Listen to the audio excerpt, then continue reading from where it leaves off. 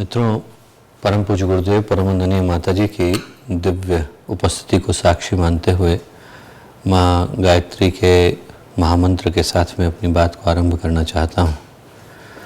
माँ गायत्री का महामंत्र हमारे व्यक्तित्व के आरोहण और चेतना के ऊर्ध्वगमन का मंत्र है।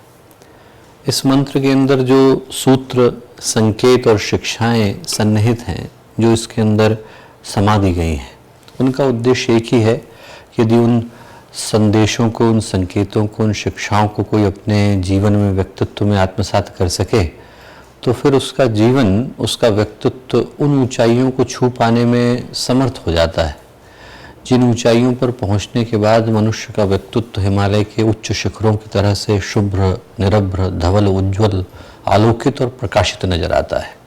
वो संभावनाएं हमारे जीवन में भी अवतरित हो सकें, वो उच्चतर संभावनाएं जिन ऊंचाइयों पर पहुंचने के बाद मनुष्य का जीवन और व्यक्तित्व सुख, शांति, सौभाग्य का प्रतीक बन जाता है, वो हमारे जीवन में भी आए। इस भाव के साथ हम लोग इस गायत्री के महामंत्र को कहते हैं। और कहते समय में एक ही भाव महत्वपूर्ण है कि हमारी आवाज़ जो है वो परमात्मा के कानों तक जाए। हमारे हृदय की जो निर्मलता है वो कम से कम माँ गायत्री को तो महसूस हो, पूज्य गुरुदेव को, वंदनीय माता जी को तो वो आवाज़ सुनाई पड़े। स्मरण आता है मुझे एक बड़ी ही प्यारी सी कथा एक नेत्रहीन व्यक्ति की। वो नित्य प्रति भगवान के मंदिर में जाया करता था, रोज जाता था और भीड़ बहुत होती थी तो धक्का मुक्की, लोगों को पता नहीं था कि नेत्रहीन है, तो किसी का कुछ कंधा लग जाता था, किसी की कोहनी लग जाती थी और बड़ी मुश्किल से वो गर्भगृह के सामने तक पहुंचता था। पुजारी रोज देखा करता था। पुजारी ने एक दिन उसको देखा और रोका और बोला कि भैया तुम रोज आते क्यों? तुमको तो भगवान दिखाई भी नहीं पड़ते होंगे, मूर्ति जो है वो तो तुमको दिखाई भी नहीं पड़ती होगी, फिर क्यों आते हो? तो व्यक्ति बोला कि मुझको मूर्ति दिखाई नहीं पड़ती होगी पर मूर्ति को तो मैं दिखाई पड़ता हूँगा। भगवान की रजिस्टर में यदि मेरी हाजिरी लग जाए तो इससे बढ़कर के सौभाग्य क्या हो सकता है। तो उसी भाव के साथ एक बार इस महामंत्र को हम लोग कहें कि जो भी कर रहे हैं उसकी हाजिरी कम से कम पूज्य गुरुदेव के, वंदनीय माता जी के, माँ गायत्री के रजिस्टर में अंकित हो जाए, उनको स्मरण रहे कि हम लोगों ने क्या किया। इस भाव के साथ एक बार माँ गायत्री का महामंत्र साथ साथ।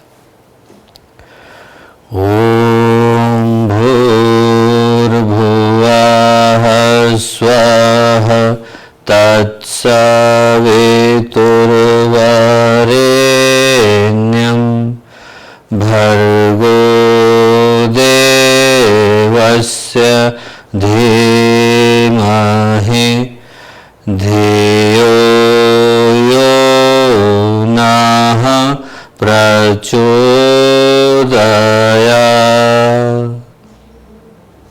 परम पूज्य गुरुदेव परमवंदनीय माता जी के दिव्य सानिध्य में आज के इस महत्वपूर्ण अवसर पर जब हम लोग एक अत्यंत ही पावन विषय पर परिचर्चा करने के लिए एकत्रित हो रहे हैं, बहुत सारे भाई बहनों का अपने क्षेत्र से आग्रह था कि जो आगामी वर्ष का कुंभ है, जो हरिद्वार की इस पावन नगरी में आयोजित किया जा रहा है, इस शुभ अवसर पर हम लोग यदि उपस्थित नहीं हो सकते हैं तो क्या कर सकते हैं। उसी सोच, उसी संभावना को ध्यान में रखकर आज का ये संक्षिप्त सा प्रस्तुतिकरण है। और यदि हम लोग ध्यान से देखें तो ये जो विषय है, जिस विषय पर हम लोग चिंतन कर रहे हैं, ये भारतीय मनमानस में, भारतीय चिंतन के अंदर, वैदिक चिंतन के अंदर, भारतीय परंपरा के अंदर न जाने कितने हजार वर्षों से गहराई के साथ समाहित है। जब से शायद वैदिक धारा ये बही, तब से कुंभ का ये चिंतन निकल करके आया, तब से ये भाव निकल करके आया कि हर कुछ वर्षों के बाद जितना भी हम लोगों का परिवार है, जितना भी वैदिक परिवार है, जितना भी सनातन परिवार है, उसको एकत्र होकर कुछ महत्वपूर्ण आध्यात्मिक, सामाजिक, व्यक्तिगत, पारिवारिक सभी मुद्दों पर चिंतन करने की आवश्यकता है। और कुंभ का जो अवसर है वो वही अवसर है। इसको हम लोग भारतीय संस्कृति का आधार कह सकते हैं। और जब इस गंभीर विषय पर हम लोग आगे बढ़ते हैं तो एक छोटा सा घटनाक्रम मुझको याद आता है। और जो घटनाक्रम है वो स्वामी विवेकानंद के जीवन का है। बड़ा ही प्यारा घटनाक्रम है। स्वामी विवेकानंद सबको स्मरण होगा कि लंबी अवधि के लिए पाश्चात्य देशों की यात्रा पर थे। जब गए वो अमेरिका, शिकागो की धर्म सभा में भाग लिया, तो उसके उपरांत अमेरिका से लेकर कनाडा, कनाडा से लेकर यूरोप, यूरोप से फिर इंग्लैंड और इंग्लैंड की यात्रा करने के बाद लगभग 5 वर्षों के उपरांत स्वामी विवेकानंद भारत पहुंचे। पहली बार जब उनका जहाज 15 जनवरी 1897 को आकर के लगा तट पर कोलंबो के, और जैसे ही समाचार लोगों को मिला कि स्वामी विवेकानंद आ रहे हैं, वैसे ही एकदम से सब जगह पर हल्ला मच गया, लोगों की भीड़ आ गई। एक बड़ा जनसमूह कोलंबो के तट पर स्वामी विवेकानंद को देखने के लिए, उनकी बातों को सुनने के लिए एकत्रित हो गया। सभी के मन में उत्साह था, एक उत्सुकता भी थी, कौतूहल भी था कि स्वामी विवेकानंद क्या बोलते हैं, क्या कहते हैं। हर एक के मन में भाव था कि एक बार नज़दीक से उनको देख लें। तो जो स्वागत सभा के अध्यक्ष थे, उनने स्वामी विवेकानंद का सम्मान किया, और सम्मान करने के बाद एक बड़ा प्यारा सा प्रश्न पूछा। उन्होंने कहा, स्वामी जी, आप इतने वर्षों तक भारत से दूर रहे और पाश्चात्य देशों में रहे, और आपकी उपस्थिति का जो लाभ है वो वहाँ के निवासियों को मिला। उनने इससे पहले भारतीय अध्यात्म के विषय में जाना नहीं था, सुना नहीं था, समझा नहीं था, और उनको पहली बार इतने गंभीर विषयों का ज्ञान प्राप्त हुआ। तो आपकी उपस्थिति का लाभ तो उनको हुआ, पर इतने दिनों तक आप भारत की भूमि से दूर रहे तो आपको क्या लाभ हुआ? और उस प्रश्न का बड़ा ही प्यारा सा उत्तर स्वामी विवेकानंद ने दिया। स्वामी विवेकानंद ने कहा कि सही बोलते हैं आप, पर यदि मैं विदेश न गया होता तो मुझे वो मूल्य और महत्व न मिला होता जो वहाँ जा कर के मैं जान पाया। बोले, जब तक मैं भारत की भूमि को छोड़ करके नहीं गया था, युवा था, किशोर था, तब तक बहुत सारे लोग बोला करते थे कि भारत जो है वो देवताओं की भूमि है, ऋषियों की भूमि है, अवतारों की भूमि है, पुण्य भूमि है, पावन भूमि है। और मैं भी बोलता था, पर वो कहने के पीछे मेरा अपना कोई विश्वास नहीं था। बोले, आज जब मैं 5 वर्षों तक भारत की भूमि से दूर रहा हूं, तो इस बात को गहन विश्वास के साथ कह सकता हूं कि पूरे विश्व में यदि कोई एक देश है जहां पर मानवीय संभावना का सर्वाधिक विकास हुआ है, तो बोले भारत का देश है। और पूरे विश्व में यदि कोई एक देश है जहां पर दया, क्षमा, शुचि, धृति, मानवीय उत्कर्ष, आध्यात्मिक अनुसंधान, आत्म साक्षात्कार, इन सारी बातों का सर्वाधिक विकास हुआ है, तो बोले भारत का देश है। और बोले पूरे विश्व में यदि कोई एक देश है जहां पर प्रत्येक उस आत्मा को जो कि ईश्वर को पाने का प्रयत्न कर रही है, उसको एक न एक बार जन्म लेने के लिए बाध्य होना पड़ता है, और जन्म लिए बिना उसका कल्याण संभव नहीं, तो वो बोले भारत का देश है। अब इस बात को मैं पूरे विश्वास के साथ कह सकता हूँ।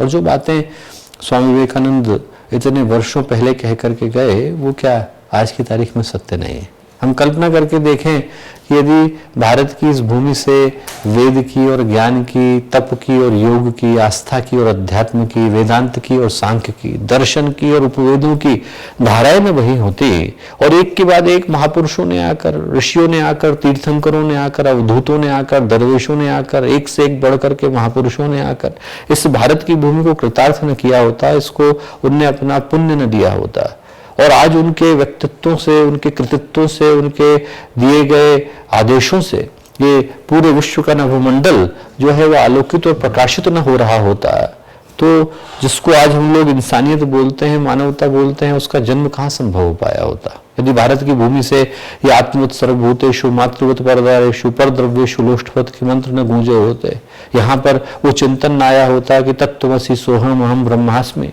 वो बात यहाँ से जन्म ली हुई होती जहाँ पर ये कहा गया कि अयम निजः परोवेति गणना लघु चेतसा उदार चरिता नाम तो वसुधैव कुटुंबकम।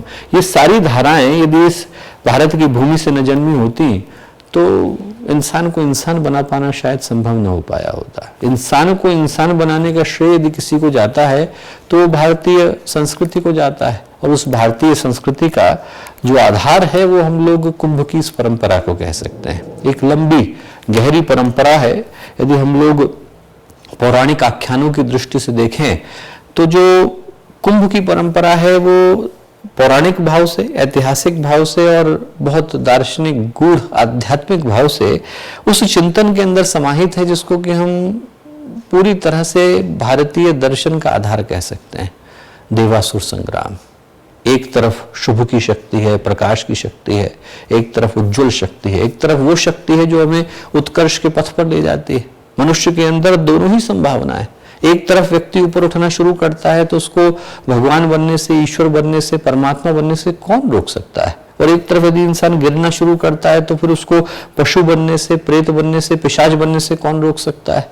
गिर गया तो व्यक्ति पशु हो जाता है, उठ गया तो परमात्मा हो जाता है। गिर गया तो पिशाच हो जाता है, उठ गया तो परमेश्वर हो जाता है। गिर गया तो बुद्धू हो जाता है और ऊपर उठ गया तो बुद्ध हो जाता है। दोनों ही संभावनाएं इंसान अपने अंदर लेकर के आया है। और आध्यात्मिक दृष्टि से यदि हम देवासुर संग्राम को देखें तो वो मंथन निरंतर हमारे व्यक्तित्व के अंदर चल रहा है। और पुराणों के अंदर भी वही भाव है।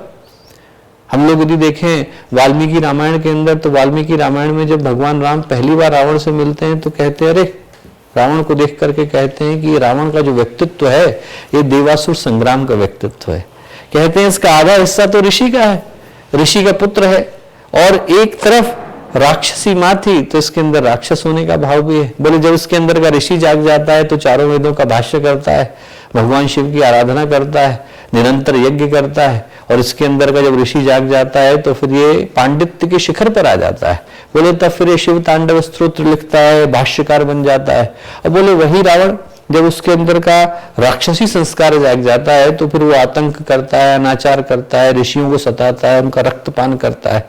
उन दोनों संभावनाओं के मध्य में भगवान राम बोलते हैं कि रावण दोनों के सम्मिलित व्यक्तित्व के रूप में है। और वो जो प्रतीक है देवासुर संग्राम का, जिसको वेद, पुराण, उपनिषद अनेक दृष्टियों से कहते हुए आए हैं, उसका उद्देश्य एक ही है कि हमारे अंदर भी वही देव और असुर बनने की संभावना निरंतर विद्यमान है, जिसको परम पूज्य गुरुदेव ने कहा भी कि कुछ लोग नर पशु हो जाते हैं और कुछ लोग नर से नारायण हो जाते हैं। उन दोनों संभावनाओं के मध्य में इंसान का व्यक्तित्व है। और जो पौराणिक आख्यान है जिससे कुंभ के सूत्र मिलते हैं, वो पौराणिक आख्यान उस देवासुर संग्राम का आख्यान है कि जब महर्षि दुर्वासा के श्राप के कारण देवताओं को अपनी शक्ति विहीन अवस्था को प्राप्त करना पड़ा, शक्ति नहीं रह गई, देवता बिना किसी शक्ति के घूमते थे, भटकते थे। सब लोग शरण में गए भगवान विष्णु के, उनसे प्रार्थना करी कि कुछ किया जाए। तो भगवान विष्णु ने भगवान शिव से परामर्श किया और सोचा कि समुद्र मंथन के अलावा इसका और कोई उपाय है नहीं। समुद्र मंथन किया जाए, जो रत्न निकले उसको देवता धारण करें ताकि इनकी खोई हुई शक्ति इनको दोबारा मिल सके। तो मंदार पर्वत को लिया गया, वासुकी नाग को लिया गया, एक तरफ मथनी बनाई गई, नाग को मथनी की तरह से इस्तेमाल किया गया, और एक तरफ देवता एक तरफ असुर, सबकी सम्मिलित शक्ति से समुद्र के मंथन का काम चला। पहले विष निकला, जो विष निकला तो उसको भगवान शिव ने अपने कंठ में धारण किया, नीलकंठ कहलाए, पूरी सृष्टि का कल्याण किया।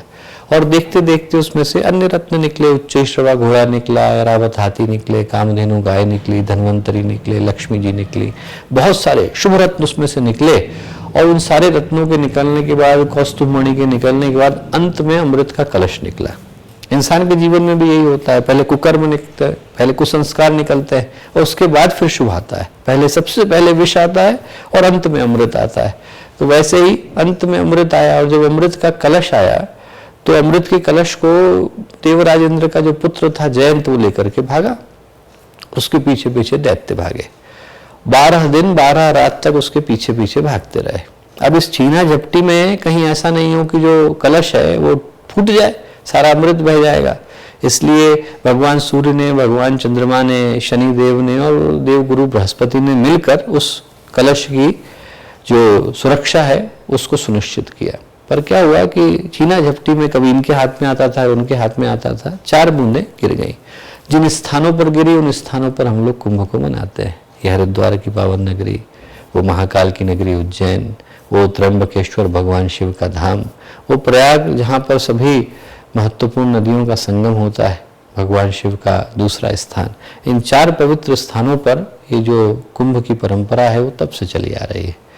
चूंकि लड़ाई 12 दिन तक चली थी और देवताओं का एक दिन धरती के 1 वर्ष के बराबर होता है, इसलिए 12 दिन के एवज में 12 वर्ष का ये क्रम रखा गया।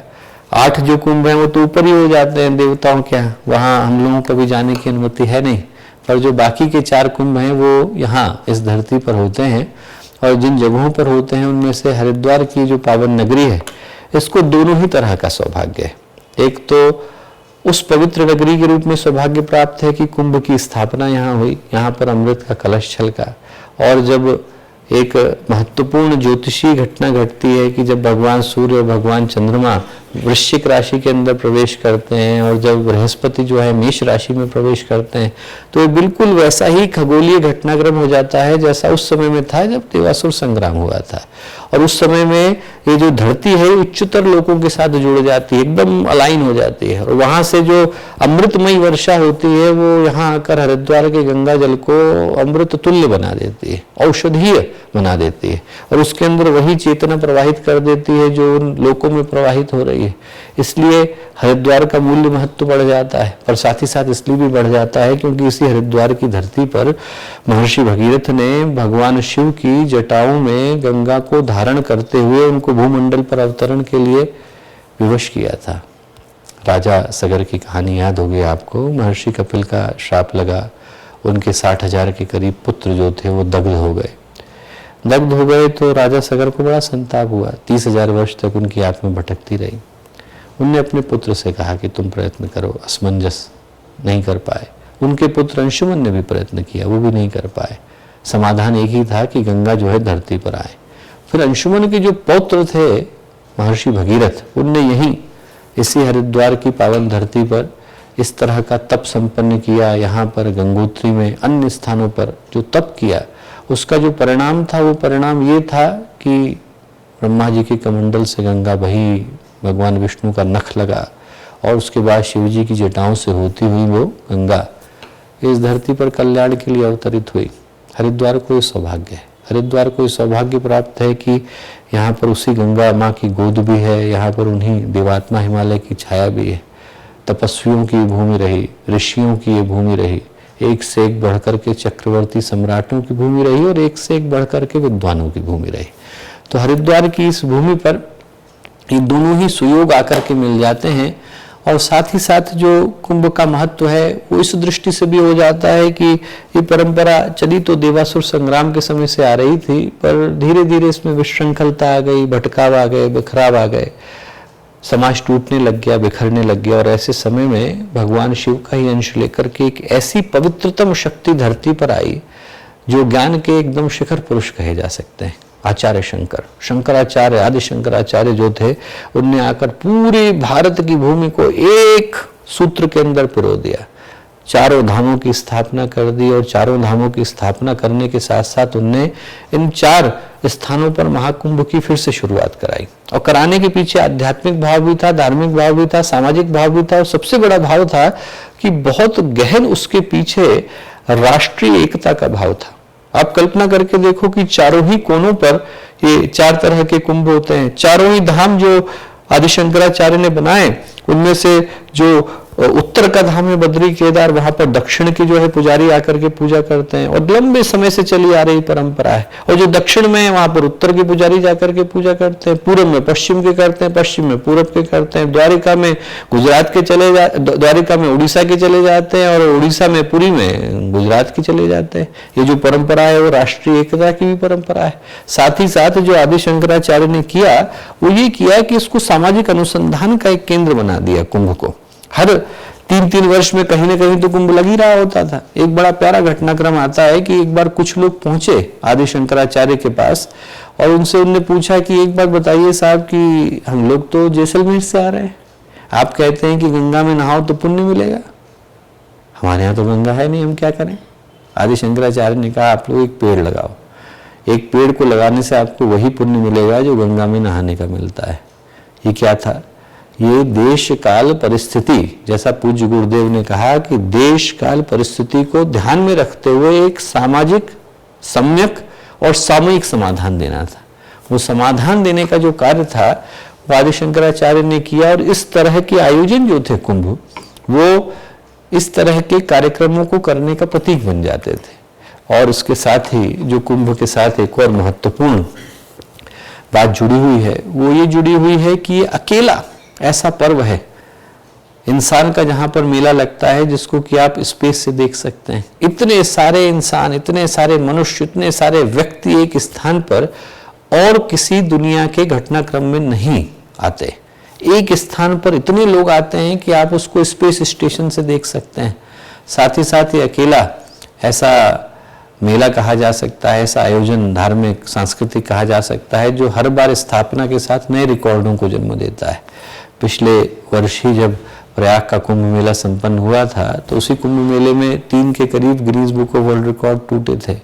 और साथ ही साथ ये ऐतिहासिक दृष्टि से कुंभ का महत्व इसलिए भी हो जाता है क्योंकि जब 1857 की लड़ाई शुरू हुई थी तो उस समय में जो स्वाधीनता सेनानी थे उन तक विचारों को पहुंचाने के लिए सबसे मुखर माध्यम बना।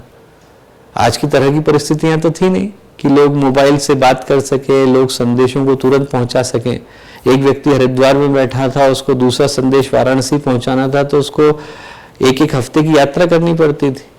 तो कुंभ का जो आयोजन था वो ऐसे संकेतों को, ऐसे संदेशों को और स्वाधीनता की भावना सब में भरने के लिए सबसे महत्वपूर्ण प्लेटफॉर्म बन गया था। और ये जो कुंभ का मेला है वो एक तरह से कहा जा सकता है कि भारतीय स्वाधीनता को जन्म देने वाला मेला था। तो एक लंबी कुंभ की जो यात्रा है देवासुर संग्राम से लेकर 1857 के स्वाधीनता संग्राम तक एक लंबे महत्वपूर्ण मानवीय इतिहास को अपने अंदर समेटे हुई है।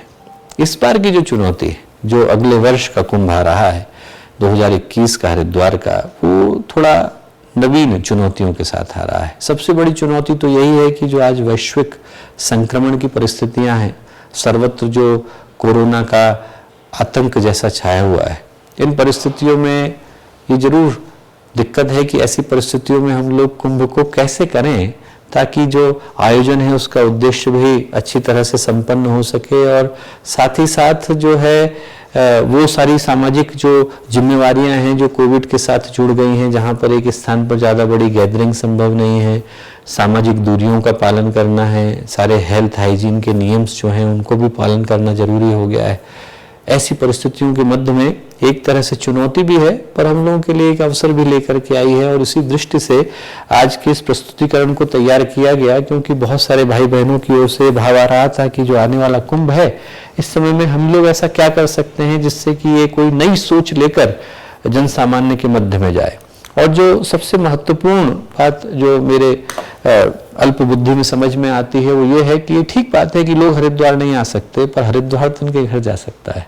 यदि हम लोग इस बार इसी एक वाक्य को लेकर लोगों के घर जाते हैं कि आपके द्वार पहुंचा हरिद्वार, हर घर यदि कुंभ पहुंच जाता है। वैसे भी इस वर्ष को हम लोग ग्रह ग्रह गायत्री ग्रह ग्रह यज्ञ के हिसाब से मना रहे हैं। यदि हम लोग हर घर को इस टारगेट के साथ जाते हैं कि उस घर में हमें यज्ञ पहुंचाना है, उस घर में संस्कार पहुंचाना है, और जिन घरों में लोग पहुंच नहीं पा रहे उन घरों में हम गंगा जल पहुंचा सकते हैं, उन घरों में हम शांति कुंज के प्रतीक के रूप में देव स्थापना का चित्र पहुंचा सकते हैं।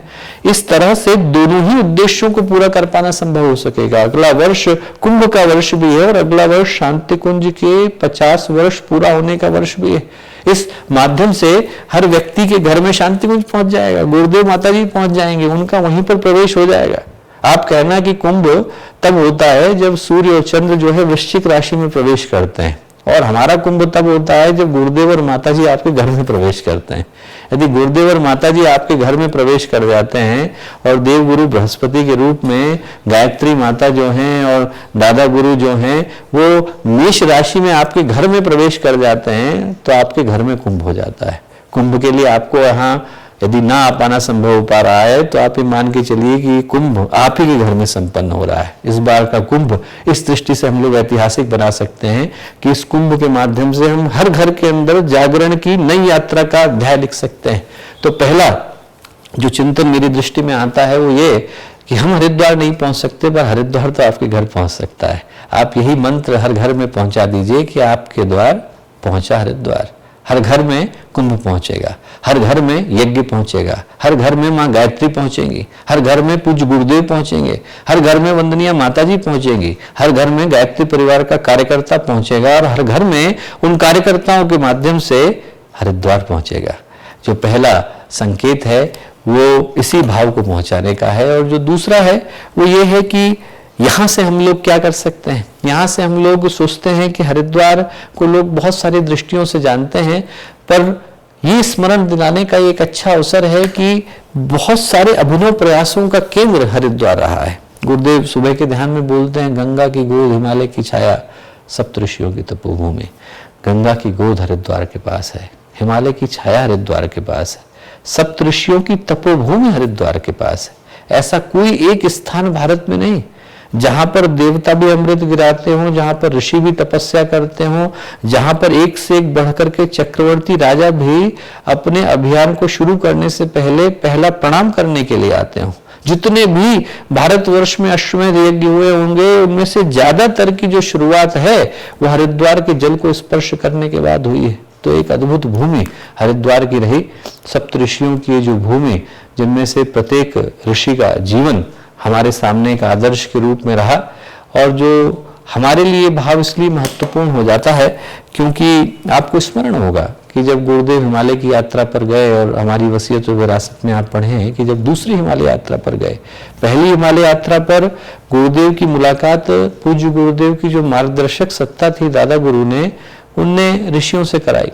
उस मुलाकात में बातचीत ज्यादा नहीं हुई, पर जब दूसरी बार हुई, जब दूसरी बार में गए और ऋषियों से मिले और ऋषियों का दर्द जाना, ऋषियों ने कहा कि जिन चीजों को हमने शुरू किया था वो चीजें अब खंडहर बन गई हैं। हमारे हृदय में दर्द होता है कि हमने किसी परंपरा को शुरू किया, क्या उनको जगाने वाला कोई व्यक्ति नहीं है? क्या कोई पूरे विश्व में ऐसा व्यक्ति नहीं है जो ऋषियों की उस परंपरा का पुनर्जागरण कर सके? ऐसा ऋषियों ने पूज्य गुरुदेव के सामने बोला। पूज्य गुरुदेव आकर के दादा गुरु से बोले कि मैं, आप कहो तो मैं आग में जलने के लिए तैयार हूं, और मेरे पास कहने को कुछ नहीं है, पर आप कहो तो मैं आग में जलने के लिए तैयार हूं। दादा गुरु ने उनके मन के भाव समझे, ऋषियों के सामने ले गए। ऋषियों ने कहा कि आप ऋषि परंपरा का पुनर्जीवन करने के लिए आप फिर से शांति कुंज की स्थापना करो। तो ये जो शांति कुंज की भूमि है वो गंगा की गोद, हिमालय की छाया, सप्तऋषियों की तपोभूमि इसी भाव से है कि इस स्थान पर गुरुदेव ने ऋषि परंपरा का पुनर्जीवन किया। और उसमें भी जो ये पवित्र स्थान है जहां पर हम लोग बैठे हैं, ये ब्रह्मर्षि विश्वामित्र की तपोभूमि रही। जो ब्रह्मवर्चस्व शोध संस्थान है वो गुरुदेव ने कर्णाद की भूमि पर बनाया, और जो देव संस्कृति विश्वविद्यालय और महर्षि भारद्वाज का गुरुकुल रहा, वो महर्षि भारद्वाज जो बृहस्पति के पुत्र थे, द्रोणाचार्य जिनके पुत्र हुए, अश्वत्थामा जिनका पौत्र हुआ, उन्हीं के गुरुकुल में द्रोणाचार्य ने भी शिक्षा ली, जन्मेजय ने भी ली, परशुराम ने भी ली। एक से एक बढ़ करके महा विद्वान, महापराक्रमी उस गुरुकुल से निकल करके आए। तो ये ऐसी धाराओं का स्थान रहा जहां पर शौर्य का भी स्थान था, जहां संवेदना का भी स्थान था, जहां पर विवेक का भी स्थान था, जहां वेदना का भी स्थान था। और आज हम लोग चाहते हैं कि गुरुदेव के उसी सूत्र को हम लोग जन जन तक लेकर के जाएं। गुरुदेव ने एक पुस्तक लिखी है और उस पुस्तक को और उस पुस्तक के भाव को घर घर तक पहुंचाने का ये उपयुक्त समय है। गुरुदेव ने किताब लिखी है समस्त विश्व को भारत के यशस्वी अनुदान, और हम याद दिलाना चाहते हैं पूरे विश्व को कि उन वैश्विक अनुदानों का कोई एक केंद्र था तो वो भारत का ये हरिद्वार का केंद्र था। यहीं पर गुरुदेव ने कहा समस्त विश्व को भारत के यशस्वी अनुदान। आप देखें तो पूरे विश्व में किस संस्कृति के अंश आपको देखने को मिलते हैं? वही जो अपगणों की धरती थी वो अफगान बन गई, वो जो गांधार था वो कांधार बन गया, वो कश्यप ऋषि का जो क्षेत्र था वो कैस्पियन सी बन गया, वो स्कंद का जो क्षेत्र था वो स्कैंडिनेविया बन गया। जो दनु थे कश्यप की पत्नी, उसी से डैन्यूब रिवर भी आई, दानव भी उसी से निकल करके आए, इसीलिए दानव जो है लंबे चौड़े हुआ करते थे।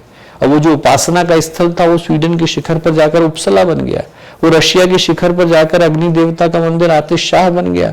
इधर आप चले जाएं तो मलय देश से मलयाचल के झोंके आते थे, काष्ठ मंडप से काठमांडू बन जाता था, श्रीलंका भारत का हिस्सा था, म्यांमार भारत का हिस्सा था, श्याम जो देश था वो थाईलैंड बन गया।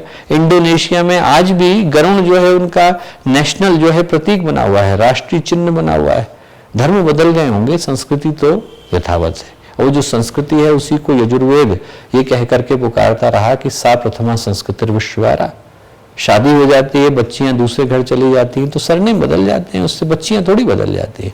वैसे ही संस्कृतियां वही यथावत हैं, बच्ची हमारी संस्कृति है। हो सकता है कि उनके धर्म बदल गए, हो सकता है उनके पहनावे बदल गए, हो सकता है चेहरे बदल गए हों, पर पीछे तो उनके संस्कृति भारत की संस्कृति है। ये जो सूत्र था सा प्रथमा संस्कृति विश्वारा का, इसी को ध्यान में लेकर देव संस्कृति विश्वविद्यालय की स्थापना भी की गई। उद्देश्य यही था कि भारतीय संस्कृति के पद चिन्हों को हम विश्व के कोने कोने में महसूस करा सकें। और यही कारण है कि जो एशिया का पहला और अकेला बाल्टिक सेंटर है, जो बाल्टिक देश हैं, लाटविया, लिथुआनिया, एस्टोनिया, आपको जानकर के आश्चर्य होगा कि वो सारे के सारे देश अपने आप को संस्कृत भाषा का एक पैदा हुआ ऐसी अपनी भाषा मानते हैं, उसी से जन्म ली ऐसा वो लोग मानते हैं। लिथुआनियन में ये न्यासाज हो जाता है, चक्षुष हो जाता है, ये मुखाज हो जाता है, हस्ताज हो जाता है, पैदाज हो जाता है। जैसे हमारे यहाँ पर रिश्तेदारों के नाम है, अंग्रेजी में तो आंट अंकल ही होते हैं, रिश्तेदारों के नाम लिथुआनियन में श्वासाज, सास का नाम अलग है, ससुर का नाम अलग है, बहनोई का नाम अलग है, देवर का नाम अलग है। वो अपने आप को अभी भी मानते हैं कि उनकी जो परंपरा है वो यहीं गंगा के पास से निकल करके आई और यहीं से उनको संस्कृति मिली। अग्नि नाम कॉमन है लड़कियों का, गायत्री नाम आपको ऐसे ही मिल जाता है। ऐसी परंपराएं थी जिनको ध्यान में रख करके हमने बाल्टिक देशों के साथ सबसे पहले संबंध स्थापित किया और आज एशिया का पहला और अकेला बाल्टिक सेंटर जो है वो देव संस्कृति विश्वविद्यालय के अंदर, परिवेश के अंदर स्थित है। और यही कारण है कि उन बाल्टिक देशों के अंदर हम लोगों के 20 से ज्यादा अनुबंध हैं, अंतर्राष्ट्रीय अनुबंध हैं। हमारे 30 से ज्यादा विद्यार्थी वहां शिक्षा ग्रहण कर चुके हैं। उनके 400 से ज्यादा विद्यार्थी, चाहे वो लाटविया के हों, लिथुआनिया के हों, एस्टोनिया के हों, वो विभिन्न कार्यक्रमों के तहत, संस्कृति के कार्यक्रम है, शिक्षा के कार्यक्रम है, डिग्री के कार्यक्रम है, उपाधियों के कार्यक्रम है, उन सब कार्यक्रमों के तहत यहाँ पर अहर्निश आते रहे। तो जो पहला चिंतन हम देना चाहते हैं वो ये देना चाहते हैं कि हरिद्वार केंद्र किसका रहा है? हरिद्वार देव संस्कृति का केंद्र रहा है। हरिद्वार केंद्र रहा है पूरे विश्व को अजस्त्र अनुदान देने का केंद्र रहा है। तो जिस भाव को हम लोग आप लोगों के माध्यम से जन सामान्य तक पहुंचाना चाहते हैं, वो स्मरण कराना चाहते हैं कि हरिद्वार मात्र इसलिए नहीं कुंभ के लिए चुना गया क्योंकि वहां पर गलती से अमृत की बूंदें गिर गई, गलती से नहीं गिरी, इसलिए गिरी क्योंकि ये भूमि देव संस्कृति की भूमि है। यहाँ से हम वैश्विक अनुदानों को पहुंचाने का केंद्र बने हुए हैं। और जो दूसरा चिंतन है जो हम लोग इस कुंभ के माध्यम से देना चाहते हैं वो ये देना चाहते हैं कि हम हरिद्वार के उन सारे लोगों को, हमारे जो एनिमेशन डिपार्टमेंट है और हम लोगों का इंडियन हिस्ट्री एंड कल्चर का डिपार्टमेंट है, उसने इसके ऊपर ऑलरेडी कार्य करना शुरू कर दिया है कि 3 चीजों को ध्यान में रखकर ऐसे न जाने कितने संस्कृति पुरुष हैं जिनके अपने व्यक्तित्व, जिनके अपने जीवन, जिनकी अपनी जीवन गाथाएं अनेकों के लिए प्रेरणा का केंद्र है। स्वामी विवेकानंद हरिद्वार आकर के रुके, पूज्य गुरुदेव की तो कर्म भूमि भी रही, तपोभूमि भी रही, और इसके अतिरिक्त न जाने कितने महापुरुष थे जो यहाँ पर आए और अपना जीवन गुजार करके गए। लाहिड़ी महाशय ने यहाँ पर जीवन गुजारा, यहाँ पर युक्तेश्वर महाराज ने गुजारा, ऋषियों की भूमि रही, और उसके बाद महामना मालवीय जी की भूमि रही। ऐसे न जाने कितने संस्कृति पुरुष हैं जो यहाँ आए और यहाँ आकर के रुक करके गए। उनकी छोटी छोटी घटनाएं, वो कहाँ रुके थे, उनके जीवन का कौन सा अध्याय यहाँ पर संपन्न हुआ था, इस एक विषय पर हम लोग केंद्रित होना चाहते हैं। दूसरा है संस्कृति के स्तंभ है। एक संस्कृति को आधार बनाने के लिए जितनी चीजों की आवश्यकता होती है वो सारी की सारी हरिद्वार में है। एक से एक बढ़कर के पौराणिक मंदिर हैं, पौराणिक गाथा है, ऐतिहासिक आख्यान है। गंगा यहाँ से गुजरती है, चंडी देवी का, मनसा देवी का मंदिर यहाँ पर है। थोड़ा सा आगे की तरफ हम लोग चले जाएं तो जहां से ये चीला का स्थान पड़ता है वहां से लेकर अंदर 18 किलोमीटर तक मंदिरों के भग्नावशेष हैं। किसी समय में विक्रमादित्य के समय में कहते हैं यहाँ पर 30 किलोमीटर लंबा मंदिरों का ही जमावड़ा था। तो उन सारे महत्वपूर्ण विषयों को ध्यान में रख करके हम एक दूसरा कार्य करना चाहते हैं कि संस्कृति के जो स्तंभ हैं और जो संस्कृति के प्रतीक हैं, यहाँ का जो कर्मकांड है, यहाँ के जो क्रियाकलाप है, यहाँ की जो गतिविधियां हैं, इन 3 चीजों को ध्यान में रख करके हम लोगों ने शांति कुंज में देव संस्कृति विश्वविद्यालय में जो दूसरा प्रोजेक्ट हाथ में लिया है वो ये लिया है कि इन संस्कृति पुरुष, संस्कृति स्तंभ और संस्कृति प्रतीकों को ध्यान में रखकर उसकी एक छोटी सी पुस्तिका तैयार करें, जिससे अगले वर्ष उस समय में हम लोग निर्गत कर सकें जब 50वां वर्ष शांति कुंज का भी बन रहा हो और साथ ही साथ कुंभ का ये जो आयोजन है वो भी संपन्न हो रहा हो। तीसरा जो चिंतन है वो वसुधैव कुटुंबकम का है। आप कल्पना करके देखें कि जब पूरे के पूरे विश्व में लोग लड़ते नजर आ रहे थे, जब लोगों को लगता था कि राजसी वैभव ही सब कुछ है, उस समय मानवीय करुणा का आलिंगन किसने किया? इस भगवान बुद्ध, भगवान महावीर की धरती ने किया। यहाँ पर करुणा का संदेश तब दे दिया गया जब पूरा विश्व ढंग से लिखना पढ़ना भी नहीं जानता था। मुदगल को जन्म लिए 6000 से ज्यादा वर्ष गुजर गए, जिस समय में उनने अपने जीवन को आहूत किया था, और जब उनके पास दुर्वासा ऋषि आकर के खड़े हुए थे और बोले थे कि आपकी करुणा के आगे मैं नतमस्तक हूं, आप कहाँ जाओगे, आप ब्रह्मलोक जाओगे क्या? उनने कहा नहीं। बोले मैं वहां जाऊंगा जहां जाने पर मनुष्य की करुणा जो है सर्वोपरि हो जाती है। यहाँ पर रंतिदेव को आए हुए 4000 वर्ष हो गए। रंतिदेव की कहानी आपको पता होगी। उनके राज्य में अकाल पड़ा, वर्षों तक दिक्कत आई। लोगों ने कहा कि साहब आप अनुष्ठान करो, आप राजा हो, आप अनुष्ठान रखोगे, अन्न जल का त्याग करोगे तो किसी को भोजन मिलेगा। रखा उनने। 48 दिन तक प्राजापत्य व्रत का पालन किया, नहीं भोजन लिया, नहीं जल लिया। बारिश की बूंदें जब गिरनी शुरू हुई तो लोगों ने कहा कि अब आप भोजन कर लीजिए। 48 दिन का अनुष्ठान सफल हुआ। 4 रोटी ली, 1 गिलास पानी लिया, खाने को बैठे। एक व्यक्ति कहीं से आ गया, बोला साहब मैं भूखा हूं, मुझे दे दीजिए। पहली रोटी उसको दे दी। जो शमशान का रखवाला था वो आ गया, मैं भी भूखा हूं, मुझे दे दीजिए। दूसरी रोटी उसको दे दी। वो बोला मेरे 4 कुत्ते हैं, उनने भी खाना नहीं खाया है, बाकी की 2 रोटियों के 4 टुकड़े करे कुत्तों को खिला दिए, मैं भूखा उड़ जाऊंगा, ऐसा उन्होंने सोचा। फिर सोचा पानी पी लूंगा। पानी पीने को बैठे, इतनी देर में एक और व्यक्ति आ गया। वो बोला साहब मैं प्यासा हूं, मुझे दे दीजिए। उनने, रंतिदेव ने वो पानी जो है उस व्यक्ति को दे दिया। भूखे थे, नहीं लिया। उनने कहा कि साहब कल ले लूंगा। वो जो व्यक्ति था वो इंद्र बन के प्रकट हुआ, बोला कि साहब आपका जो पुण्य है वो बहुत ज्यादा हो गया है और आपको इस पुण्य के बदले में सशरीर स्वर्ग मिलेगा। उन्होंने कहा स्वर्ग में क्या है? बोले बहुत सारे भोग के माध्यम है, बहुत सारे भोग के साधन है। और बोले कि वहाँ कष्ट दूर कर सकते हैं क्या लोगों का? रंतिदेव बोले साहब ऐसा संभव नहीं है।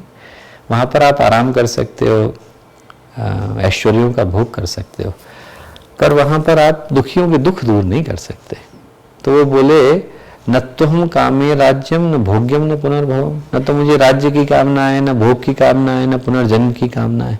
कामे दुख तप्ता नाम प्राणी नाम आत्मनाशनम। एक ही कामना है कि जब तक दुख से पीड़ित व्यक्ति इस धरती पर है, उठा के मत ले जाओ, मैं यहीं रहूंगा, इसी धरती को स्वर्ग बनाऊंगा। ये जो भावना थी वसुधैव कुटुंबकम की, वो कितनी पुरानी भारत में रही। बहुपनिषद में वाक्य आता है, उसको लिखे हुए न जाने कितने हजार वर्ष हो गए। तब भारत की धरती ने इस बात को महसूस कर लिया कि इस वसुधा को एक कुटुंब के रूप में स्वीकार करने की आवश्यकता है।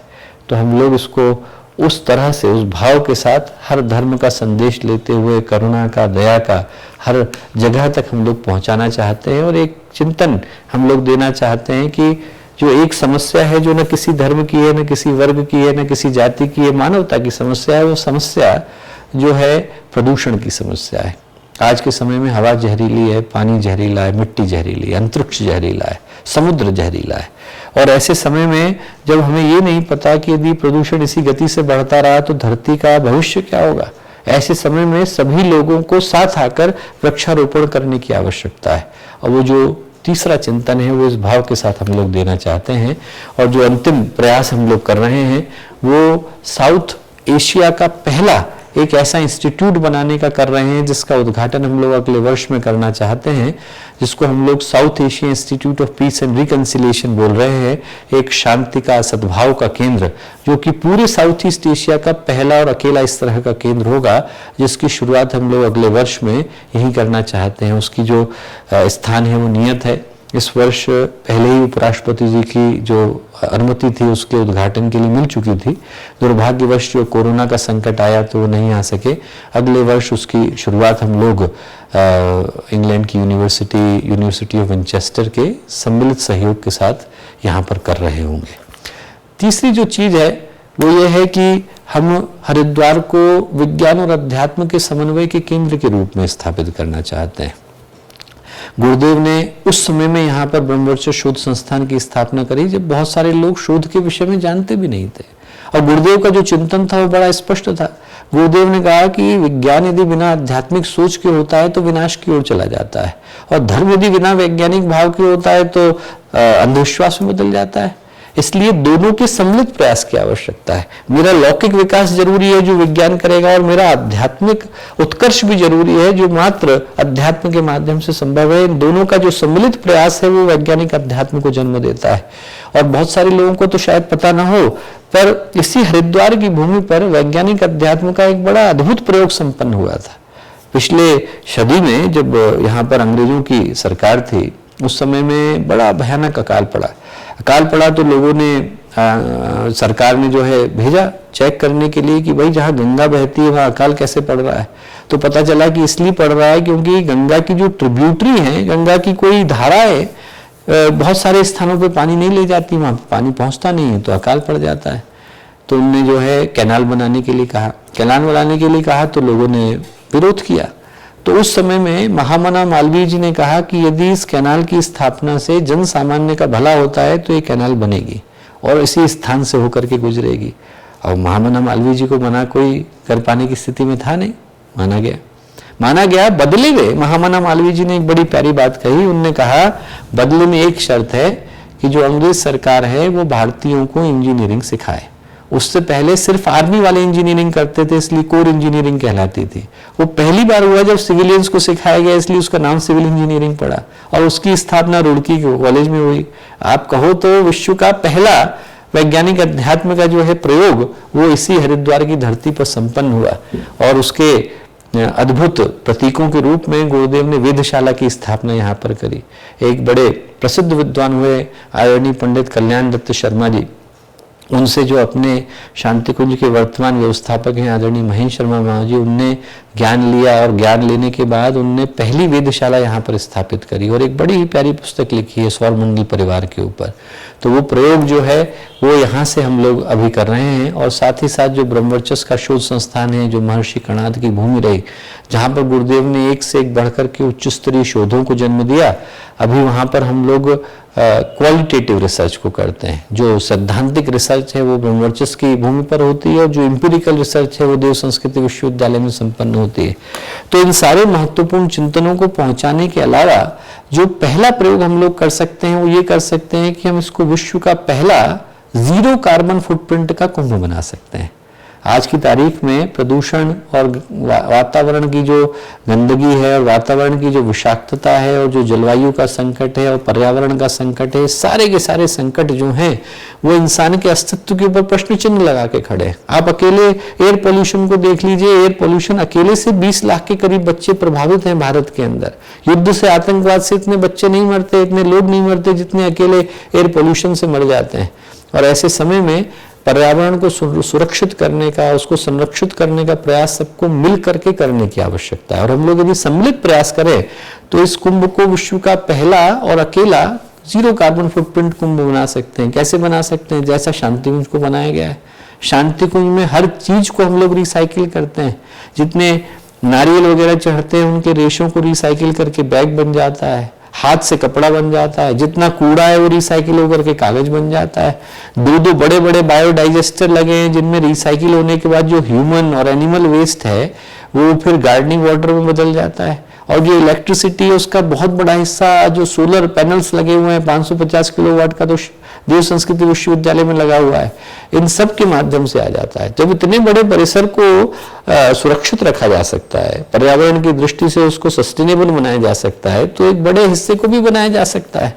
तो जो सजेशन है वो ये है कि हम लोग हर घर तक पेड़ पहुंचाने का प्रयत्न करें। ये कहें कि यदि आप अपने अपने घर में पेड़ पहुंचाए, खासकर जो मध्य प्रदेश की धरती है जहां से आज के इस प्रेजेंटेशन की मांग निकल करके आई, वहां पर तो सबसे ज्यादा बड़ी मात्रा में वृक्षारोपण का कार्य गायत्री परिवार के साधकों के द्वारा किया गया है। चाहे वो बड़वानी का क्षेत्र हो, चाहे अलीराजपुर का क्षेत्र हो, चाहे वो उज्जैन का हो, देवास का हो, मालवा हो, निमाड़ हो, कोई सा स्थान हो, पूरा जो मध्य प्रदेश का क्षेत्र है, हर क्षेत्र में गायत्री परिवार के साधकों ने वृक्षारोपण का अद्भुत कार्य किया है। और इस कुंभ के अवसर पर भी हम इस भाव को कि हर घर तक पेड़ पहुंचे, और ये जो वृक्ष गंगा अभियान है जहां पर हम लोग संस्कार घर घर में मनाते हैं, इस कार्य को हम लोग कर सकें, इस कार्य को करने की आवश्यकता है। साथ ही जो तीर्थों की शुद्धि का, जल की शुद्धि का, चित्त की शुद्धि का जो संकल्प है उसको पूर्ण करने की आवश्यकता है। साथ ही साथ जो एक पूज्य गुरुदेव का चिंतन था उसको भी घर घर तक पहुंचाने का एक महत्वपूर्ण अवसर है कि आज के समय में जब वैश्विक संक्रमण की स्थितियां हैं तो व्यक्ति अपने शरीर को स्वच्छ रखने के अलावा मन को भी स्वच्छ रखे और समाज को भी सभ्य बनाए। इन सारी दिशाओं में एक गंभीर प्रयास की आवश्यकता है। ये देव संस्कृति विश्वविद्यालय के परिसर के फोटोग्राफ हैं, जहाँ पर हम हाथ का बना ही कागज, हाथ का बना कपड़ा, हाथ का बना भोजन ही सब लोगों तक पहुँचाते हैं। और यही हमने सरकार से निवेदन किया है कि यदि वो चाहें तो हम कुंभ में आने वाले सभी लोगों को इस दिशा में एक अच्छा और सार्थक प्रशिक्षण दे पाने की स्थिति में हो सकते हैं। साथ ही जो एक महत्वपूर्ण हम लोग प्रयोग करके देख सकते हैं कि इस कुंभ के अवसर का हम लोग इस्तेमाल कर सकते हैं ऐसे लोगों को जागरूक करने के लिए, चाहे वो देश के विद्यार्थी हों, चाहे वो सेनानी हों, चाहे वो वीरांगनाएं हों, कि उन्हें देश के लिए आगे आने की आवश्यकता है। जो राष्ट्रीयता की भावना से, मानवता की भावना से, संवेदना सेवा की भावना से और गुरुदेव का जो चिंतन था पीड़ा और पतन का निवारण, उस भाव को लेकर के आगे आने का भाव रखते हो। तो इस तरह के संकल्पों को पहुंचाने का एक महत्वपूर्ण माध्यम देव संस्कृति विश्वविद्यालय, शांति कुंज, गायत्री परिवार के सम्मिलित प्रयास से सभी लोग बन सकते हैं। और जो अंतिम बात है वो ये है कि हम लोग इसके साथ ही साथ हरिद्वार तो आपके घर पहुंच रहा है उस संकल्प के माध्यम से कि हरिद्वार पहुंचा हरिद्वार, पर हरिद्वार तक भी आप लोग पहुंच सकते हैं। कैसे? ऐसी कॉम्पिटिशन्स को आयोजित करके, ऐसी प्रतियोगिताओं को आयोजित करके, ऐसी कॉन्फ्रेंसेस को, वेबिनार्स को आयोजित करके, जिसके माध्यम से गुरुदेव का चिंतन हर घर तक पहुंच जाए। जैसे एक भागीरथ व्याख्यानमाला के नाम से भी हम गाय के ऊपर, गंगा के ऊपर, गीता के ऊपर, गायत्री के ऊपर एक व्याख्यानमाला को जन्म दें। साथ ही साथ संस्कृत को आधार बनाकर, संस्कृति को आधार बनाकर, संस्कार को आधार बनाकर व्याख्यानमालाओं को शुरू करें। गुरुदेव का जो महत्वपूर्ण चिंतन था, समस्याएं आज की समाधान कल के, और वो सारी की सारी समस्याएं जो गुरुदेव ने क्रांतिधर्मी साहित्य में लिखी हैं, आज वो मुख्य रूप से हम लोगों के सामने आती हैं। एक छोटा सा घटनाक्रम मुझको याद आता है कि जब गुरुदेव ने पुस्तक लिखी तो एक बड़े वैज्ञानिक आए हुए थे गुरुदेव से मिलने के लिए। उन्होंने गुरुदेव से कहा कि गुरुदेव, मानव इसी दिशा में चलता रहेगा तो नष्ट ही कर देगा, भगवान क्या कुछ करेंगे नहीं? गुरुदेव हंसे, बोले बेटा भगवान का क्या है, भगवान तो एक छोटा सा वायरस भेज देगा तो धरती की सारी प्रगति रुक जाएगी। और आज की तारीख में सच ही हो गया। और गुरुदेव ने कहा कि ये सोचने की आवश्यकता नहीं कि भगवान क्या करेगा, सोचने की आवश्यकता है कि हम क्या करेंगे। जो हम करेंगे वो आज के समाधान है। और वही बात गुरुदेव उतने पहले कह करके गए कि समस्याएं आज की समाधान कल के, समझदारों की ना समझी। ये ऐसे महत्वपूर्ण विषय हैं जिन पर ध्यान में रखकर हर जितने भी गणमान्य अतिथि हैं उनको ये पुस्तकें दे दे और कहें कि अब आपका व्याख्यान हम इस विषय पर रखना चाहते हैं। आप गुरुदेव का चिंतन एक बार पढ़िए तो सही, पढ़ करके तो देखिए।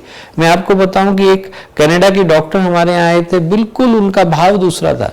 उन्होंने गुरुदेव की पुस्तक ली, समझदारों की ना समझी, folly of the wise, English का ट्रांसलेशन है। वो यहाँ से लेकर के गए, कनाडा लैंड नहीं करे होंगे, उनका फोन आ गया कि साहब 5,000 10,000 जितनी किताबें मिलती हैं आप दे दीजिए, मुझे जितने लोगों को मैं जानता हूँ हर एक को एक पुस्तक दूंगा। ऐसा भाव उनके हृदय में गया। बोली कितनी क्रांतिकारी बातें इसके अंदर लिखी हुई है। तो गुरुदेव का जो चिंतन है उन्हें हम व्याख्यान मालाओं के माध्यम से और अनेक दूसरे माध्यमों से, चाहे वो परिवर्तन का महान क्षण हो, इस सारे के सारे विषयों को इसलिए दिया गया है कि इन सारे विषयों को अपनी अपनी दृष्टि से कार्यकर्ता भाई बहन लेकर के अपने अपने क्षेत्र में व्याख्यान मालाएं आयोजित कर सकते हैं, ताकि गुरुदेव का चिंतन हर घर तक पहुंच सके। और जो अंतिम संकल्प है वो ये है कि कम से कम एक गांव, एक विद्यालय, एक गाय, एक सरोवर और एक नागरिक, इतने को एक गांव को गोद लेने का, एक विद्यालय में गुरुदेव के विचार पहुंचाने का, एक गाय की रक्षा का, एक सरोवर के पुनरुद्धार का और एक नागरिक के निर्माण का संकल्प इस कुंभ के अवसर पर हम लोग ले सकते हैं। यदि इस तरह का कुंभ हम लोग मना सके तो निश्चित रूप से ये जो कुंभ है वो हर दृष्टि से ऐतिहासिक होगा। ये वैश्विक अनुदानों का केंद्र भी बनेगा, शायद पर्यावरण की दृष्टि से एक ऐतिहासिक बने और संकल्पों की दृष्टि से ऐतिहासिक बने, ज्ञान की धारा के विस्तार की दृष्टि से ऐतिहासिक बने और संस्कृत के पुनरुत्थान की दृष्टि से ऐतिहासिक बने। एक समय वो था जब आदि शंकराचार्य ने पूरे भारत का भ्रमण करके भारतीय संस्कृति का पुनरुत्थान किया था। आज उसी भाव को दोबारा से जागृत करने की आवश्यकता है, वो भाव दोबारा से जन्मे, इस कुंभ के माध्यम से वो सारे संकल्प सार्थक हो सकें। ऐसी शुभकामनाएं, ऐसी मंगल कामनाएं। हमारे YouTube चैनल शांति कुंज वीडियो गायत्री परिवार को सब्सक्राइब करें एवं बेल आइकन जरूर दबाएं ताकि गायत्री परिवार की विभिन्न गतिविधियों की जानकारी आपको मिलती रहे।